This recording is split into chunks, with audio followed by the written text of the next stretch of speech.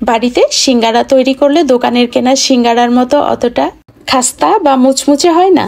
তাহলে চলুন আজ ঘরে তৈরি করছি দোকানের মতো খাস্তা বা মুচমুচে ফুলকপি আলুর সিঙ্গারা। এভাবে সিঙ্গারা তৈরি করলে ঠান্ডা হওয়ার পরেও একই রকম খাস্তা বা মুচমুচে থাকবে। তৈরি করে 1 মাসের বেশি সময় পর্যন্ত সংরক্ষণ করেও খেতে পারবেন। আশা করছি আজকের রেসিপিটি ভালো লাগবে। চলে যাচ্ছে মূল রেসিপিতে। রেসিপির শুরুতে ডোটা তৈরি করে নিচ্ছি। এজন্য একটি মিক্সিং বলে নিচ্ছি 2 কাপ ময়দা, চাইলে কিন্তু আটা দিয়েও করতে পারবেন। লবণ দিয়ে দিলাম আধা চা চামচের চেয়ে একটু বেশি, সয়াবিন তেল 1/4 কাপ, আর দিয়ে দিলাম কালো জিরা আধা চা চামচ। সিঙ্গারাগুলোকে খাস্তা করার জন্য এখানে তেলের পরিমাণটা একটু বেশিই দিতে হবে। এবার হাত দিয়ে এরকম করে ডলে ডলে খুব ভালো করে ময়ানটা দিতে হবে। সবকিছু মেশানো হয়ে গেলে এরকম ভেজা ভেজা হবে। মুঠো করলে শক্ত একটা দলা হবে, আবার আলতো করে চাপ দিলে ভেঙে যাবে।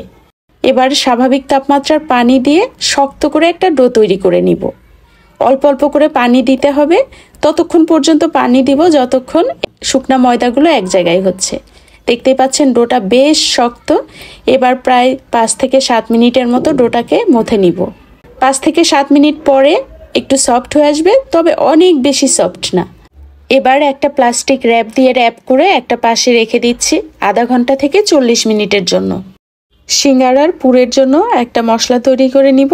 এজন্য চুলায় একটি প্যান বসিয়ে বেশ কয়েকটা শুকনা মরিচ দিয়ে দিলাম 1 চা চামচ পাঁচফোড়ন আর 1 চা চামচ ধনিয়া। শুকনা মরিচগুলোকে প্রথমে একটু ভেজে নিলাম। এখানে ঝালটা স্বাদ বুঝে বাড়িয়ে কমিয়ে দিবেন। এই মশলাগুলো অর্ধেক ভাজা হয়ে গেলে দিয়ে দিলাম 1 চা চামচ জিরা। চুলার আঁচটা মিডিয়াম টু লোয়ে রেখে ভেজে নিতে হবে। ভাজা হয়ে গেলে নামিয়ে পুরোপুরি ঠান্ডা করে গুঁড়া করে নিব। একই প্যানের মধ্যে কিছুটা তেল দিলাম।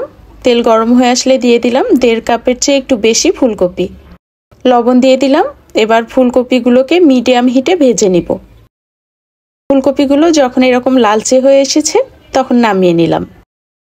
আরও কিছুটা তেল দিয়ে দিলাম আধা চা চামচ পাঁচফোড়ন। ভালো মতো ফোড়ন চলে আসলে এখানে নিয়েছি 1.5 চা চামচ রসুন কুচি, 1 চা চামচ আদা কুচি আর মিহি কুচানো কাঁচামরিচ। এগুলোকে হালকা লালচে হওয়া পর্যন্ত ভেজে নিব।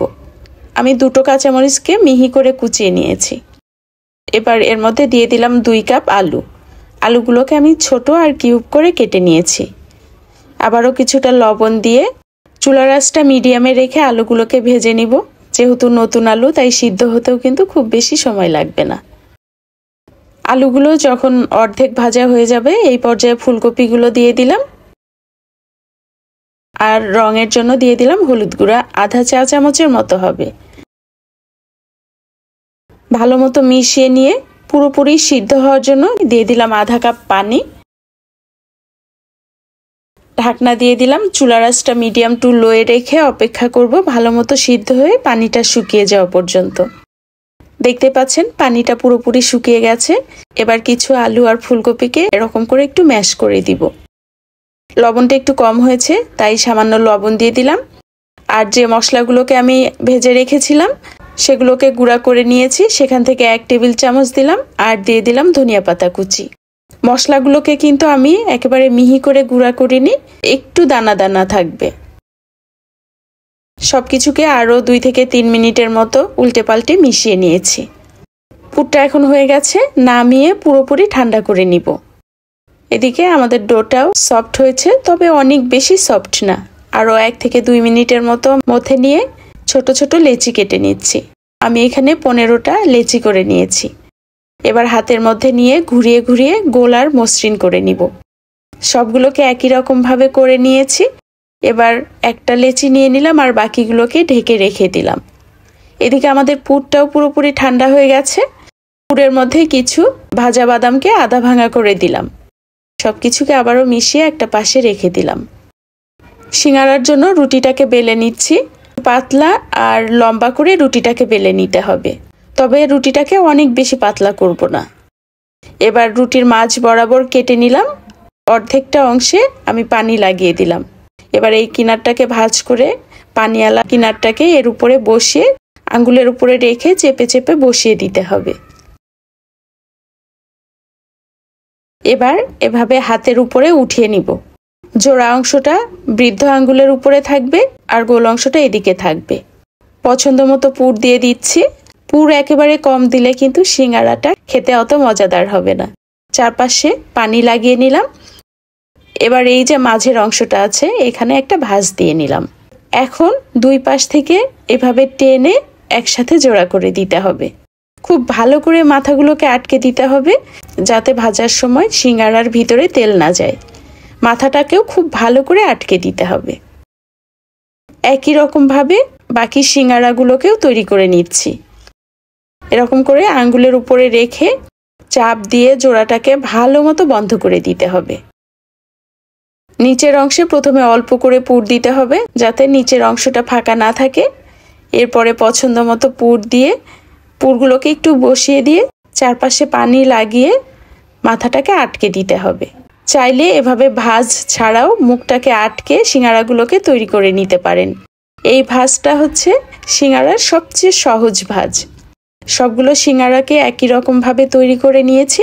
এবার ফ্রোজেন করতে চাইলে এরকম ফাঁকা ফাঁকা করে ডিপ ফ্রিজে রেখে দিতে হবে। 2 থেকে 3 ঘন্টা পরে যখন শক্ত হয়ে যাবে তখন কোনো জিপলক ব্যাগে বা এয়ারটাইট কন্টেইনারে ভরে আবারও ডিপ ফ্রিজে রেখে দিবেন। 1 মাসের বেশি সময় পর্যন্ত ভালো থাকবে। চলে আসলাম সিঙ্গারাগুলোকে ভাজার জন্য। চুলায় আগেই তেল গরম করে নিয়েছি, তেলটা হালকা গরম। সিঙ্গারাগুলোকে খাস্তা করতে চাইলে তেলটাকে কিন্তু এরকম হালকা গরম থাকা অবস্থায় সিঙ্গারাগুলোকে দিতে হবে। আর চুলার আঁচটা মিডিয়াম টু লোয়ে রেখে সময় নিয়ে সিঙ্গারাগুলোকে ভাজতে হবে। সিঙ্গারাগুলো ছাড়ার 4 থেকে 5 মিনিট পর দেখবেন যে সব তেলের উপরে এরকম একাই ভেসে উঠবে। এই পর্যন্ত কিন্তু সিঙ্গারাগুলোকে একটু নাড়াচাড়া করা যাবে না। একটা পাশ যখন শক্ত হয়ে আসবে তখন এগুলোকে উল্টে পাল্টে দিতে হবে। শেষ পর্যন্ত চুলার আঁচটা মিডিয়াম টু লোয়ে রেখেই সিঙ্গারাগুলোকে ভেজে নিতে হবে। তাহলেই সিঙ্গারার উপরের লেয়ারটা অনেক বেশি খাস্তা হবে। দেখতে পাচ্ছেন সিঙ্গারাগুলোতে কত চমৎকার কালার চলে এসেছে। একটি স্ট্রেনারে উঠিয়ে তেল ঝরিয়ে নিচ্ছি। কিচেন টিস্যুর ওপর রেখে দিলে কিচেন টিস্যু অতিরিক্ত তেলগুলোকে শুষে নিবে। দেখেই নিশ্চয় বুঝতে পাচ্ছেন যে সিঙ্গারাগুলো আসলে কতটা খাস্তা হয়েছে। উপরের লেয়ারটা খাস্তা আর ভিতরে ফুলকপি আলুর মজাদার পুর থাকে। বাসায় তৈরি করে দেখতে পারেন, আশা করছি আপনাদেরও ভালো লাগবে। আজকের পর্বটি যদি ভালো লেগে থাকে অবশ্যই আপনাদের ফ্রেন্ডস ও ফ্যামিলির সঙ্গে শেয়ার করবেন। ভালো থাকবেন সবাই। আল্লাহ হাফিজ।